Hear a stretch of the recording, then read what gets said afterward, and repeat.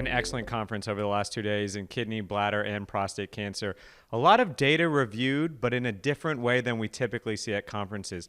Lots of more debate when there's good opinions on both sides. Specifically in kidney, what we saw today was a conversation between immunotherapy doublets and then the doublet of immunotherapy and VEGF TKI.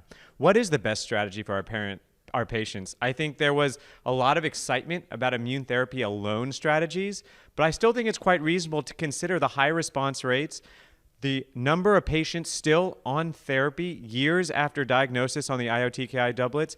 I don't think it's time to fully give up on VEGF or HIF-2 alpha targeted strategies in frontline RCC, though I can also say that there's some very good points made by Dr. McDermott and Dr. Adkins that IO alone strategies are the most reasonable there.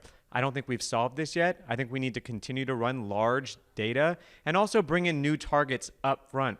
As a phase 1 investigator, we see a lot of these strategies deployed in a very refractory patient population. However, we also know that sometimes these drugs aren't going to work in that patient population and that they're better served in patients up front. We need to come up with ways to safely and ethically test these drugs in a frontline patient population to provide patients access and actually effectively move the field forward for patients to come. So I think that's really exciting. I think there's other things that show that as well. Like, let's look at the HIF-2 alpha story in RCC presented at ESMO this year that we talked about today as well. Looking at belzutifan versus everolimus, 22% response rate for belzutifan, much less for everolimus in that control arm in a very refractory patient population, mostly third line plus, 12% of patients in the second line setting, so a pretty small population there.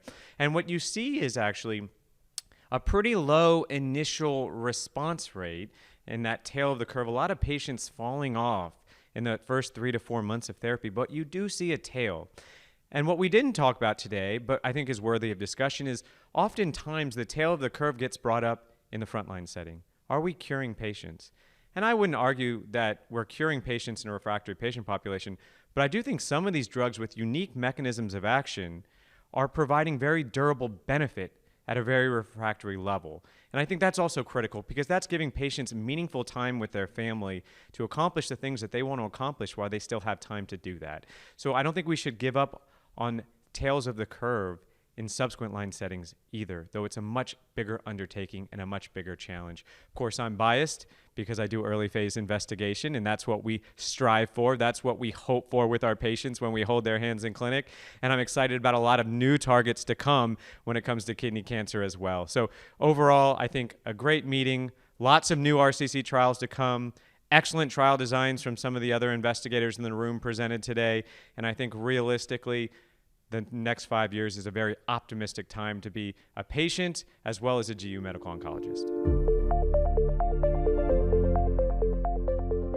Ooh, favorite presentation. I think that's a good question. You know, I'm going to take a step away from kidney cancer for a second. And I think the most exciting conversation that may have been had in the room was actually when it comes to frontline urothelial disease. With the EV-Pembro data making a splash at ESMO in Madrid this year, really changing the game in frontline treatment of bladder cancer.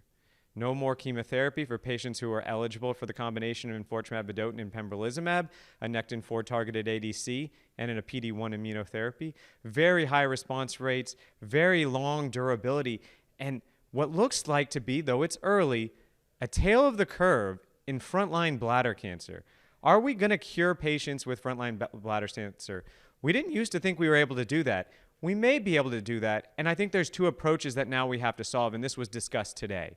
One, can we de-escalate, and how do we do that? Because we know that these drugs are toxic when we give them together. High events of grade 3 or greater adverse events. High rates of grade 3 or greater adverse events. So can we de-escalate therapy? How do we do it safely without compromising the efficacy and the durability? But also, two, as we've seen in prostate cancer and renal cancer, looking at an oligometastatic-like approach, whether in renal cancer doing surgical metastatectomy, SBRT to certain lesions, in prostate cancer treating low-volume prostate cancer with intense systemic regimens as well as radiation to the primary gland and sometimes oligometastatic disease as well.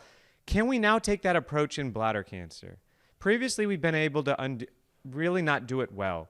But with EV-Pembro's activity and durability, is there a subset of patients that we can provide systemic therapy and then provide some form of definitive treatment, whether that's surgery or radiation, to the primary disease and maybe 1 or 2 metastatic sites, maybe more, we'll see, and actually render those patients NED and potentially cured. This now seems like a viable question we can actually discuss as a GU medical oncology community when it comes to the treatment of patients with bladder cancer, and that's exciting.